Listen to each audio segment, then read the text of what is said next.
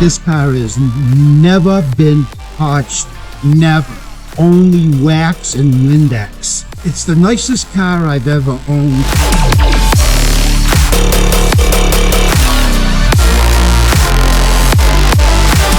Now I have a lot of callous muscle car friends, and they bowed down to this car, and it was almost like they were pulling my leg.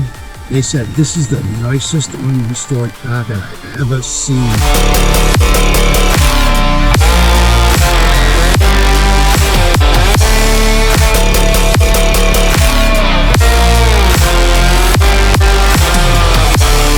About 15 years ago, I saw this car for sale on eBay, and it read Unrestored 67 GTO. And I've been around and I've had a lot of unrestored cars, and it's very rare to find a GTO that's black on black, 4-speed, that had all the bells and whistles, that was unrestored.